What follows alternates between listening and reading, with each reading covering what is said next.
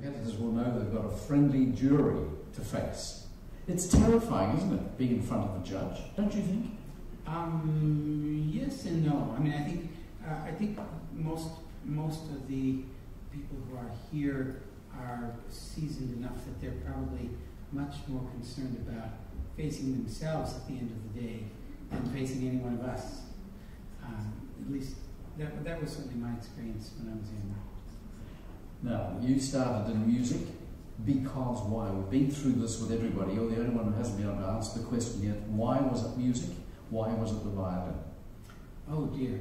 Now you're taking me way back. I should say, by the way, I'm playing a concert at Princeton University in a couple of weeks, and I just got an email from the fellow who runs the summer concerts there, and he said, "Hi, my name is Carl. I don't know if you remember me, but we had lessons with the same teacher back to back 51 years ago."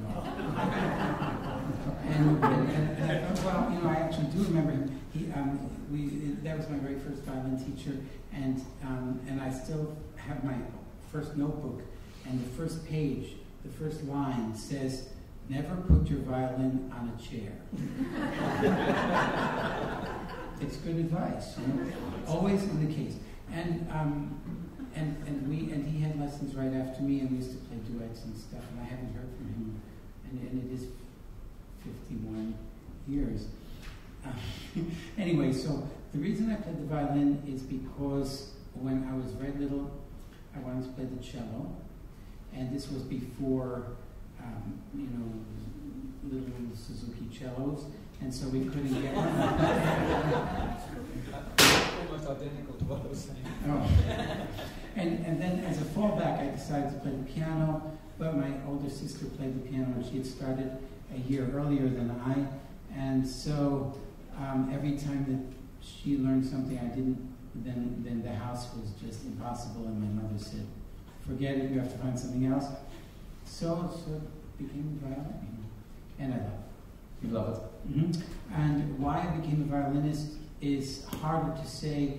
I was very interested in physics, and the year that I was 17, then I was doing the violin at Juilliard, and I was doing physics at Columbia, and I had everybody in my violin bunch saying, "Well, you know, you have to be a violinist." Everybody in the physics bunch was like, "That's ridiculous, you should be a physicist." And I gave myself that year to decide, and by the end of that year, I knew conclusively that I had an ulcer.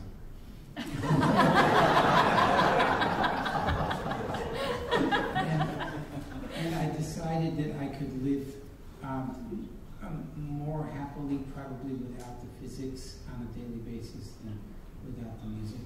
And so it was a kind of which I could do least well without decision. Now, everybody needs a break in their career, something that really propels them through. Yours with the withdrawal of Pika Sukuman in a concerto performance, and you were next in line, something like that? Well, I guess so. I mean, it's hard to know what I think probably everybody's told similar things. That You're the first one to have that question. That's right. Yeah. So oh, okay. The floor is yours. Well, in that case, I think in a purely practical sense, that was probably a very helpful break. What was really the break about it was, you know, he canceled when his daughter was going to be born, and he canceled about 3.5 weeks before the concert, and I had a call from his manager, and they said, "Do you know the second Bartok concerto?" And I had just played the first Bartok concerto, and I had never looked at the second Bartok concerto, and I said, "Sure, that's no problem at all." and I ran down to Pagelson's that existed in those days, and got the music, and worked very hard, and then the concert was in Köln with Larry Foster, and what really was the break was that the night before the concert, we decided to go to the opera, and which we did, and had a nice time. And on the way back, then we said, well, we should get something to eat. And we didn't have any cash with us. And so I took out the violin, and this was, there's this pedestrian street there, the Hochstrasse, and I started playing, you know, I played the Chacon and some Paganini, and we got a lot of money. I mean, really, I was amazed at that point. And so I didn't think anything more about it, but it happened to be there was somebody from the newspaper there, and the front page the next day it said, "Young American makes his European debut in the Hochstrasse," and as a result, the concert, which was just a normal concert, was sold out with people lining up around the block, and so it got an enormous amount of attention, probably disproportionate to the level of the preparedness of the violinist, but it got very nice reviews and all that. So that's really what made it be a kind of career helpful. Now, you mentioned the word opera, and I'd like a microphone perhaps to Michael. Michael? Now, with students and so forth, and looking at the current world of the violinist, the life of the violinist, in the opera, no longer can you be the romantic tenor and look like, you could. 50 years ago, the voice was all, it didn't matter how you looked. But you really have to look like a tenor, like a romantic lead, or like this, or whatever. In the violin, do you really have, is glamour? Do the audience need glamour for a violinist to be successful? Oh, good question. For me, I know that these days there's a lot of glamour on the stage, and it's become, should I say, it's become kind of the norm now to see a lot of glamour on stage. But for me, all I want to do if I'm in a concert, I'd like to just close my eyes and listen. And I don't really need the attention. You know what I mean? I don't need to look. I want to close my eyes and just listen. And that's what we used to do years ago. You know, I used to grow up on David Oistrakh recordings and Hi-Fits and a lot of others. And we didn't get a chance to see these people in live. So that's all we had. So for me, I'd like to just sit there, close my eyes and listen. Now, Tasman, a question for you. Tasman makes a wonderful job of connecting classical music with a young audience, and often with an audience that has absolutely no knowledge of classical music.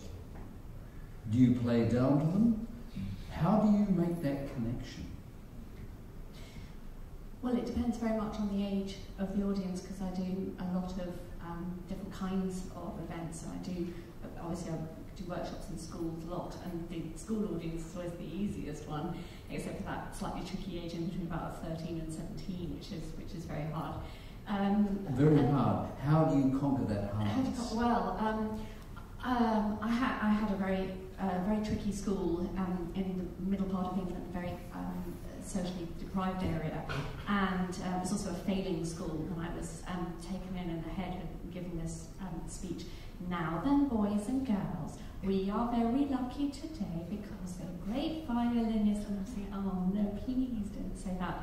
And I think the whole thing is that you've got to try and get some involvement from people immediately, so that there isn't the us and them feeling, that that you reach out to them and let them know that that's an important part of it. So, if I'm in a situation where I can involve children or young people that I'm working with, and I will get them giving me things to do, get them to give me a challenge. And that was how I got through to the 13 to 17-year-olds. I said, give me something to do, something that would really excite you. And so I think that it's just a question of, there's no one size fits all. You have to use your own spontaneity and ingenuity to reach to whoever you're going to be playing to. I had another situation in a prison, a very top security prison called McGaffrey in Northern Ireland, where they have a lot of terrorists, and I was playing in a hospital wing, and I was getting absolutely nothing from them. So I said, guys, I'm running out of things to do. if you don't ask me questions, I'm going to have to play you a really difficult piece by Bartók. And of course, this probably fell on deaf ears because they had no idea who Bartók was. But I said, really, audiences flee from Bartók normally. So please ask me a question or something. Nothing. We were in the hospital wing. They weren't, were very, very unresponsive. So I said, well, I'm very sorry, but you're for it now. And I played the slow movement of Bartók's early sonata. And I just explained that it was night music and not much was going to happen for 8 minutes. But I also explained that this was about, the very subtle things like the rustle of the wind through the trees in a very dark night, or, and I just used a little bit of imagination and things. Anyway, the guy in the front row would be like this all the way through, and I wasn't sure if it was because he wasn't feeling very well or if it was just my playing that was doing it. But anyway, at the end he looked up and he said, that was absolutely beautiful. And I couldn't believe it because I really, it just goes to show you never ever know what will appeal to people. I think it's a grave mistake to assume that people are going to only like a particular kind of music because you just don't know. Lara, question for you. What gives you the greatest pleasure? Playing a big romantic work? Playing Bach? Playing Mozart? Oh, that's a hard question. I know it's a hard question, but these poor kids playing in front of you in the next couple of days, they've got to do all of this. And you'll know what they're going through. But what gives you the pleasure? You obviously enjoy playing Bach. Hmm? Yeah, I mean, there's each one of those particular things, and then then you can go into 20th century or doing a world premiere. There's great things about everything. I mean, I can't really pinpoint. The nice thing about any of the 6 sonatas or partitas is that at least you don't have to worry about a conductor.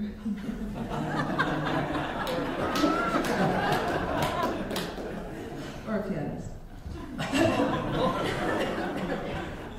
But no, I mean, for me, and I'm sure all of everyone here would agree with me.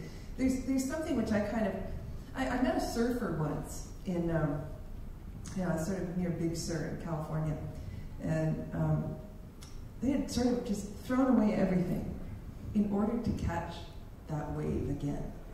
And it kind of doesn't happen very often if you're a surfer, according to this fellow. And I kind of likened it a little bit to, when you're really on stage and you're really performing, and for me, it's kind of a wave, like a spring wind or something, and it's almost like what I imagine crystal meth to be like. You just want to experience it again. So for me, it's a bit of an addiction, be it Mozart, Bach, or 20th century, or big romantic.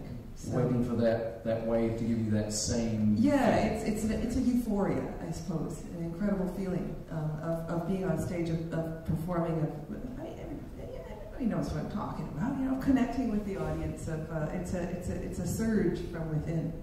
So. And I cannot specify composers, no.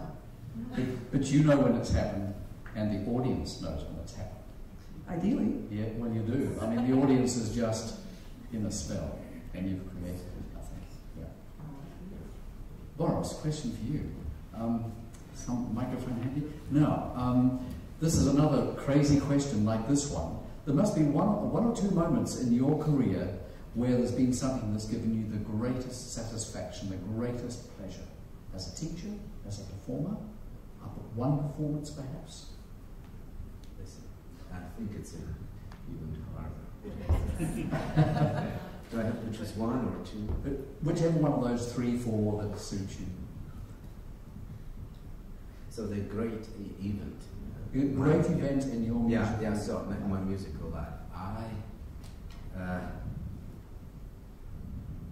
The 1982 September was maybe the most memorable month in my life, because at 8th of September my son was born, and the 22nd of September I got the first prize of Violin competition. So I think that is just it's a memorable month. And if you it's a complicated story, because my wife is a wonderful pianist, and we always play together.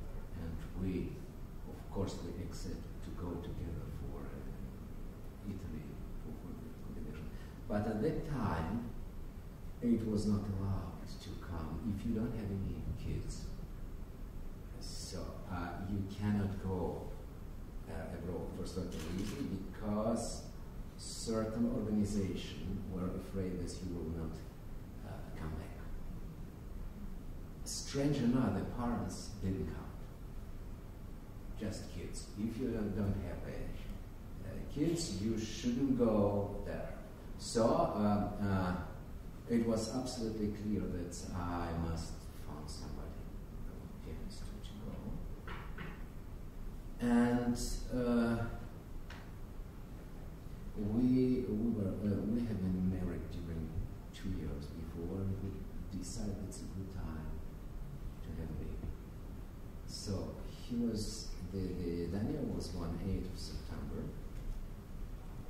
It's a funny story because he was born a little bit earlier than had to be, because Lena was listening to my last concert, last rehearsal with the orchestra.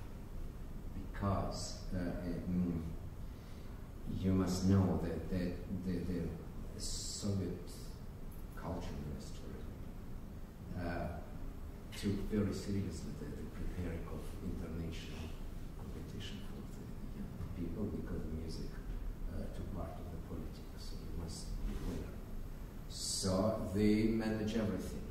If you won the national election, the national competition for being a candidate for any competition, so they will give you orchestra to rehearse with, to run through. And it was the case. The 6th of September, I was playing Paganini a concerto. I was running through with the orchestra, and during the final, I had something strange in my right hand, something blocked, wrist here, and I stopped. And the conductor told Boris, if you want to stop, it really doesn't matter, because you will go to, it's just for you, it's just rehearsal. But Lena was in the audience, so in one day, Daniel was born. So, I mean, this is memorable thing, and also, of course, if you see some Russian-born musician studying in Moscow and now teaching in Paris and Hamburg, so you can guess that one day this musician had to take a decision to go abroad. So I remember this day. Just when I decide to do not be any more the Moscow virtuoso. Thank you. That's a great story.